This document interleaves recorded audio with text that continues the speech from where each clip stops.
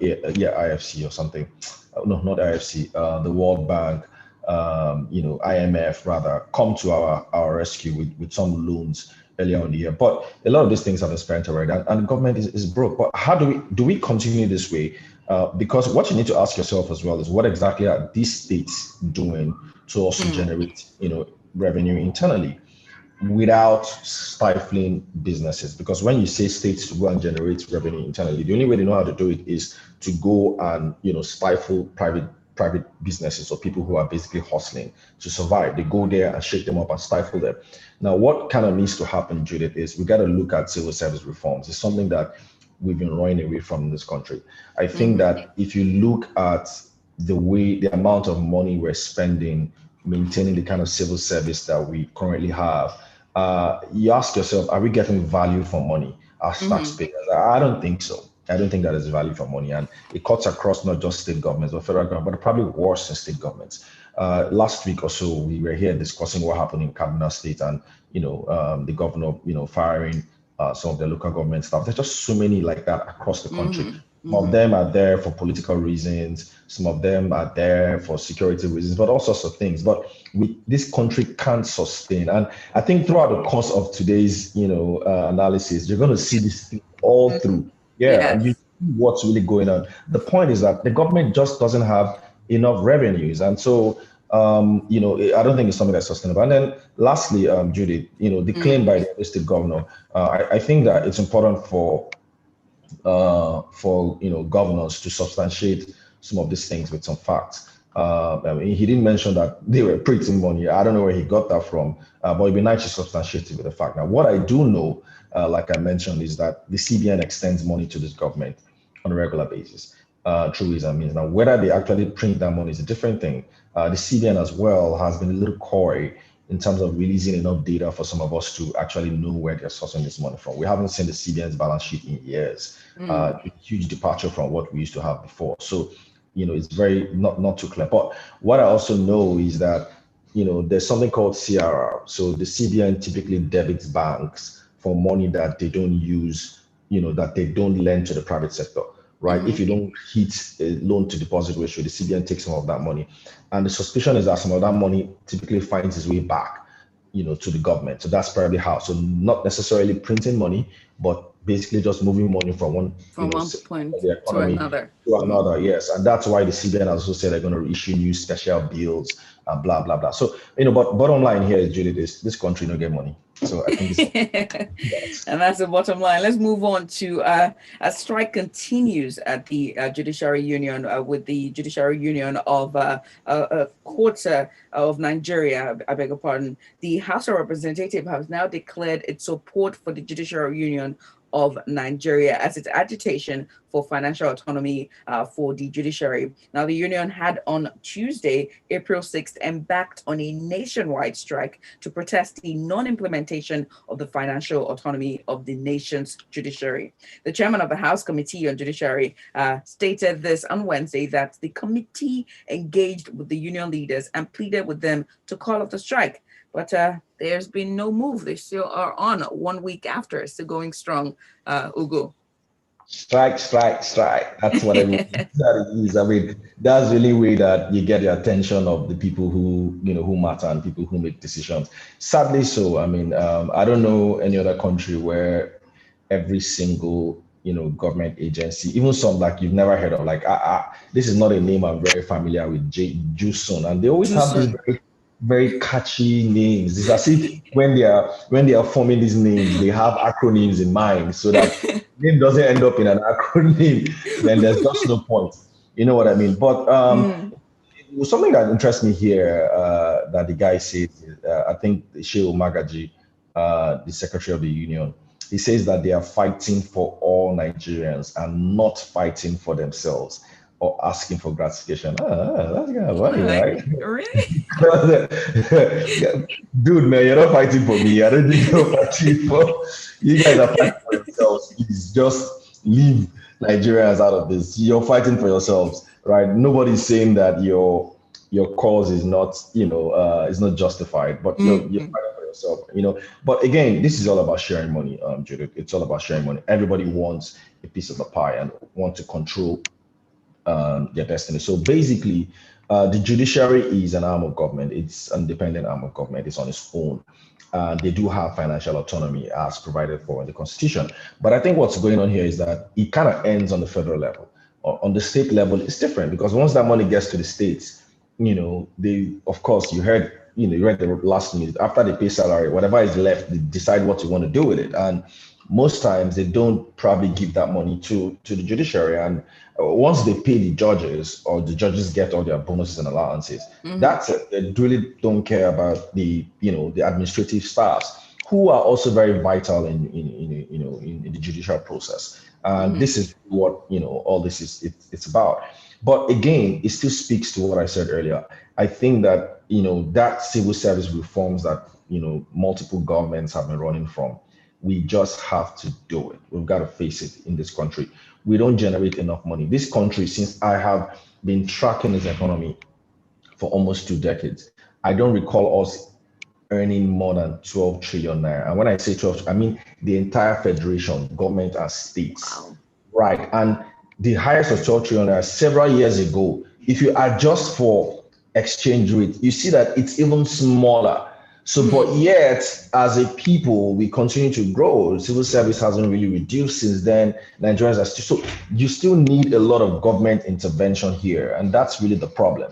You know what I mean? And I think that that's something that we have to, be able to address before, as quickly as possible, or else we're going to keep having all these issues. I believe in autonomy, by the way. I do believe in it, especially for government agencies. But Judy, let's be clear. This government doesn't have money for a lot of these things, and once money gets to state governments, I think that it is only right that they, disperse the money in line with the Constitution. So, to be fair, Jason is right, like I said earlier. But please, they are not fighting for you. They are not fighting for me. We're fighting. So, let's move on to this one from Vanguard newspaper, and it's still all about money at this time, and this time is money being missing, and it makes me wonder. All that needed to be done was just a cybersecurity or some software installment into the website, and maybe this should have been in the first place. But this is coming from Vanguard newspaper. Over 10 million naira meant to be paid to the ad hoc staff of the Joint Admissions and Administration Board at JAM as allowance has been hijacked into accounts of over a dozen fraudsters who gained entry into the internet site of the board. And to this end, the board has said that that mobile phone would henceforth be the only major requirement for the Unified Tertiary Matriculation Examination, that's the UTME, and also direct entry, that's the DE registration processes. The registrar of JAM, Professor Ishak Oluyode said, who disclosed it, said the use of email is no longer required for the registration exercise, and explained that the new system was to ensure that candidates' information is not exposed to dubious cyber cafe operators and other criminal elements. And he also said that the fraudsters altered the profiles of the board's ad hoc staff, diverting the money meant for the allowances. And I'm like, with a mobile phone, can this still work? They're going to get it. They're going to get it. I mean, you read these things, and this is coming from a prof. I was like, what the hell? Like, I was speaking to somebody 2 days ago, and I was like, look, it's as if when you just get into government, somebody just gets over you. Like, your securities and how you're risen, I don't know. Look, it's crazy. We're lucky that it's just 10 million naira that has been stolen, or that was stolen, and they've actually caught the perpetrators. So, that's a good thing. But this is really like petty stealing, Judith, like at a cyber level, petty stealing, because people who do things like this actually go for bigger things. And let me give you an example of they said here that he decried the failure of accounting department to detect the fraud stars by cross-checking the names of the account. So there were multiple layers of failures in JAM. And again, it speaks to what I'm saying. Civil service that are not giving you value for their money. These guys are just there wasting that money. Or how do the fraudsters, gain access? Simple.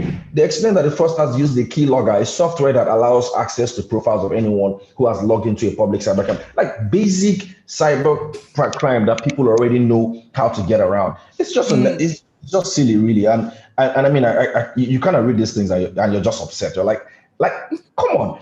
And I'm pretty sure these guys have provisions in the budget for things like this, Mm-hmm. right? They do. They Mm-hmm. have provisions, but they go don't chop them. Probably, chop the money and all of that, and they can't stop. And now to address this, you're now seeing people who want to write exams should go and download maybe their mobile app or something. Is it everybody that? I mean, I'm for mobile adoption, but I Mm-hmm. mean, let's be real. Is it everybody that has a smartphone? And Can it's not use? even Yeah, efficient because yeah, you need because to those that are attach going so to many things to it. exactly, Your picture. There's so many things that you exactly, need to attach to that if you're feeling, exactly. especially for the DE registration process as well. So which is direct entry where you get into 200 level if you've had the polytechnic certificate, and you can go in through the 200 level into the universities. Exactly. And then think about it. Those that are going to the cyber cafe, there must be a reason why now. It's not everybody that has internet at home or has, smartphones or even if they have smartphones, how many people have money to fund data for things like so there's a reason Mm, why they go to cyber cafe to do this thing. Some don't even have the knowledge actually mm, to actually mm-hmm. do it. So it is just some kind of ridiculous, regulation or guidelines that they just put forward that Is I the don't. website even mobile friendly? That's another Exactly. question to Go look and check their website. That's the thing. I mean, like, and it's incredible how those guys did it. Just some dude somewhere in Jos or something just wakes up and says, come think about it. I scam these dudes. And then get a few people together and then go in, change the names of the ad hoc staff. And then the at. accountant that is paying does not even know that he needs to cross check the name. Check. Like, come on, man, dude. The story is absurd. The And story is absurd. we're saying we don't have money. Very absurd. Very absurd. Let's go on to messages real quick. This is from Otunuga Sunday from Aja. It goes, to some extent, the Juson struggle is for all Nigerians. If the judicial system and state legislature are free from the strange hold of the executives, I believe that we'll begin to see semblance of good governance and accountability at the state level. This is a Biomi, and it goes, it's good to note that this judiciary strike, let us note that this judiciary strike is state-based and focus should be on the governors and not the federal government. The judiciary on federal level enjoy autonomy. One last message before we go back to the stories. This is from Tayo from Aja. When politicians enter government, their intent is to pillage. Don't worry. Recurrent items would overtake revenue and government would start issuing IOUs. Let's move on to this one. And as the NCDC and doctors are grappling with the reality of the pandemic, and as frontline workers, this shouldn't even be up for debate, or there shouldn't be any disagreement at all. But unfortunately, there seem to be is, and this is coming from This Day newspaper. The federal government and workers in the health sector yesterday failed to reach a consensus on the plan for an upward review of the 5,000 monthly hazard allowance for doctors and other health workers. Now, at the meeting of the Presidential Committee on Salaries and Hazard Allowances for the health sector that held yesterday in Abuja, both government representatives and unions in the health sector, however, agreed that the 5,000 naira hazard allowance was obsolete and should be reviewed upwards. But the meeting could not reach any consensus on the percentage increase in the hazard allowance for the doctors and other health workers. Ugo. Should this even be a debate? Like, That's what I said. I said there shouldn't even be any disagreement yeah, on this thing. I mean, yeah, we're in a pandemic. like, come on, man, shouldn't even be a debate. And I mean, to be fair to the government, and I think somewhere in this article, they did last year, they did, dole out over 30 billion or so towards, allowances and all that. But I mean, again, another union, another strike. This also falls into the bucket of bloated civil service, and the broke government, like I said. But doctors deserve a lot more in this country. Just the same way you got to treat them the same way you want to treat the military and even the police, people that basically lay down their lives on a daily basis for all of us just to get by. Unfortunately, if you look deeper, you find out that we kind of like spend money on the wrong things, and that's why you see all these strikes. Because I mean, you see that you're a doctor, you're working in the ministry, you're on call almost 24 hours, and then you have a neighbor who works in another ministry or another government pastor, and the guy is living large, man. Maybe he works in NPC or Ministry of Petroleum Resources or DPR or whatever, and the guy is living large and fat and changing cars, and And to be honest, maybe he doesn't even go to work sometimes. Maybe sometimes Mm. he stay at home or only He's gets a called. classic civil servant. Yeah, exactly. So it's just simple. Compare the life of a typical Nigerian doctor who works in any teaching hospital with that of maybe somebody who, I mean, and I'm not casting aspersions here, but maybe with somebody who works in customs or immigration or some of these very juicy, in quote, government parastatals. And you see that there's a huge difference, a huge gap.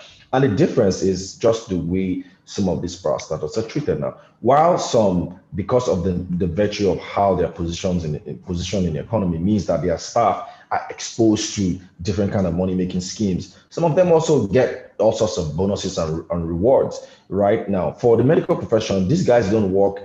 They work in departments of government where they don't generate revenue or significant revenue because it's more like a public service. Okay, and so but these guys don't get compensated for a lot of the work that they do, and I think that we've got to be able to change that whole mindset.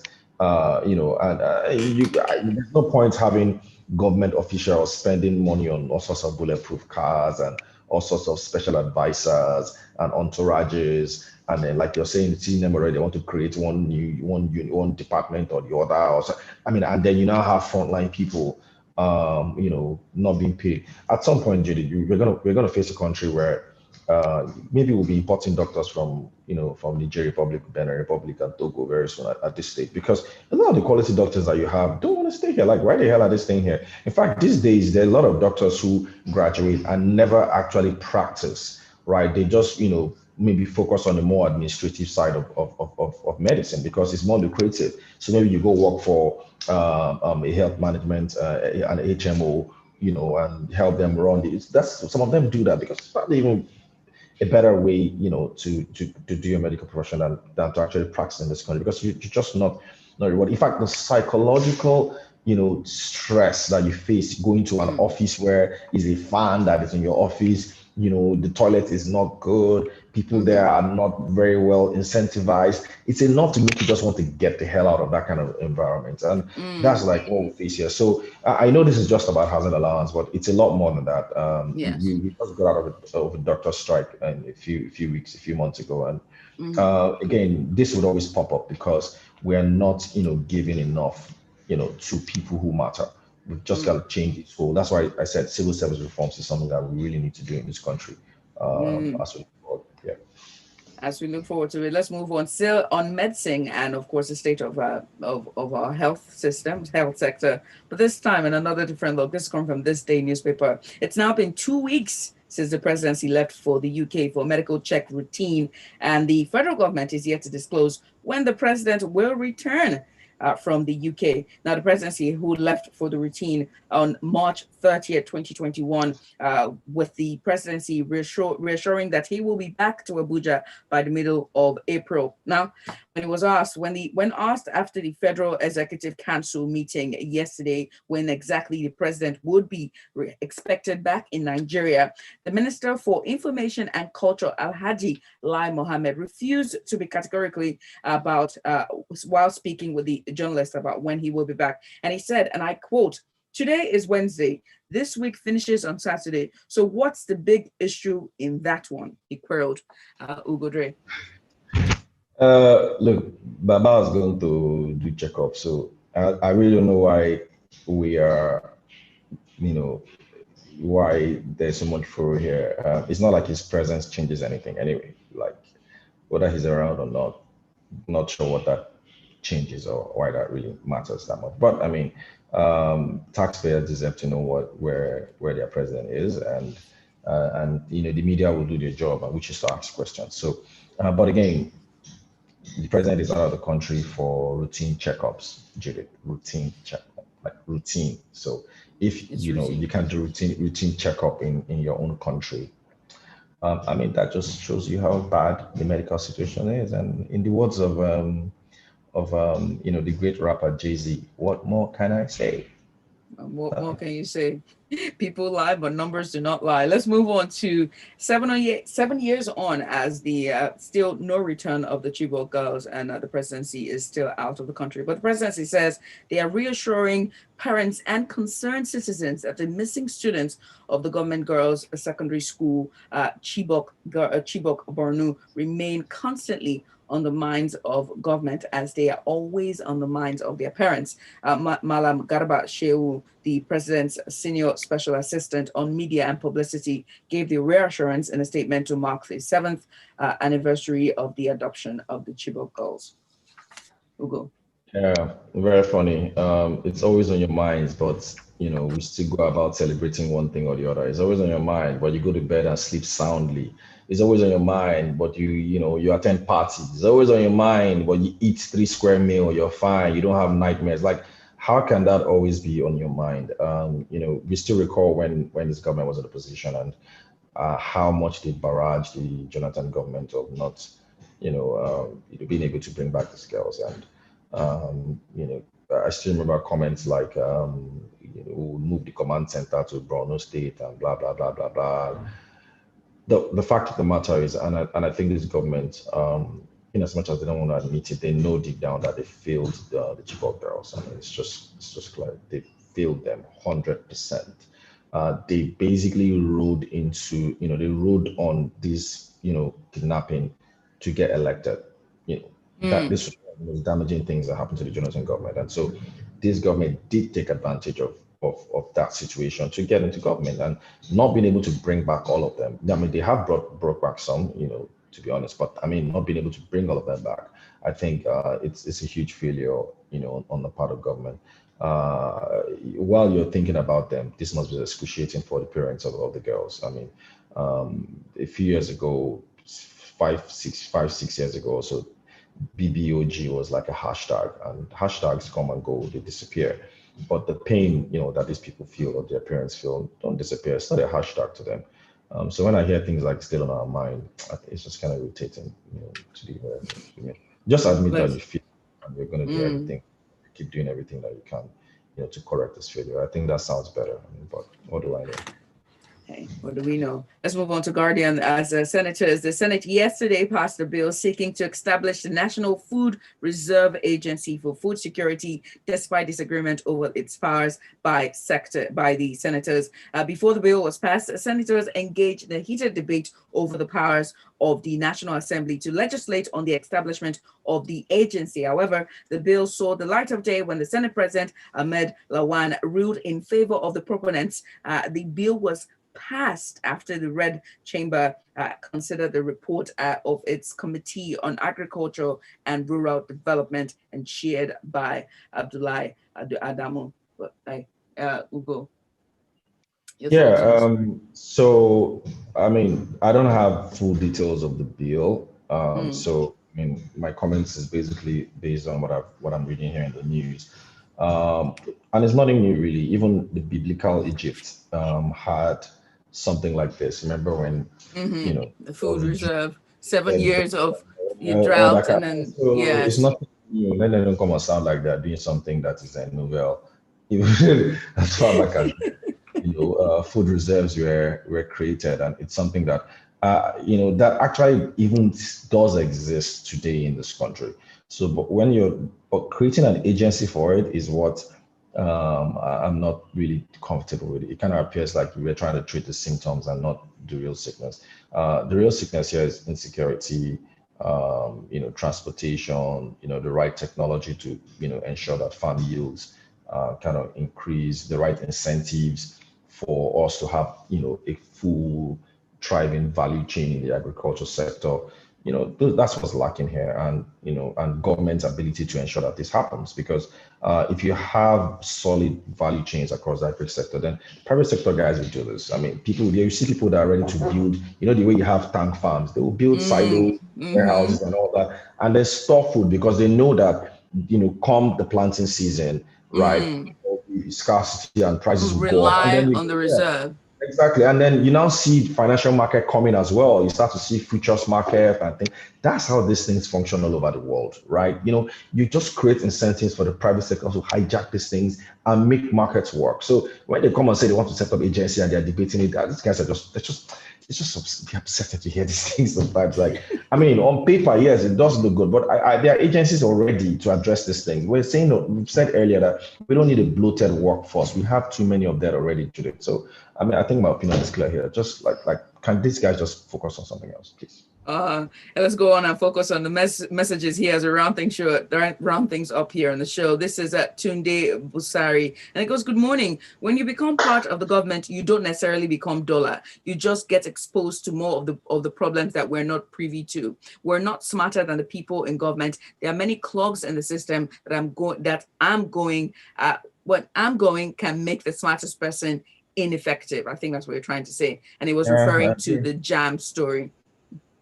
Was referring to the jam story there. This is Fabian from Ekpe, and it goes, "Good morning, freshly pressed. The professor is a typical example of how those in authority don't take responsibility for mistakes, but rather put more stress on the masses. On another note, when would a government official put his life on the ground for 5,000 naira? This is Shegun. Now for governance in Nigeria, and for those waiting for a better alternative in 2021, I hope you have watched Fayose on ongoings in his party and on TV last night. We seem to be in it for the long haul." This is Dan, Barrister Dan. It goes, "Good morning, everyone. Our doctors deserve better treatment. Enough of this tossing them around." One last message as I leave the studio. This is D for Malausa. "Please get more analysts like Ugo, professional and focused." And that's a round of applause for you there, Ugo. Thank you so much for joining me today on the show. Stick around, Lagos. You can find Ugo on Twitter. He's at UgoDre. He has all this. He has his threads about money. And if you haven't got your finances in check, he's your go-to guy. That brings us to the end of Freshly Pressed 91. My name is Judith Atibi. This is Smooth Breakfast. Stick around. Coming up at 8:15 is your time for the Grapevine. Don't go anywhere. The headlines, the stories,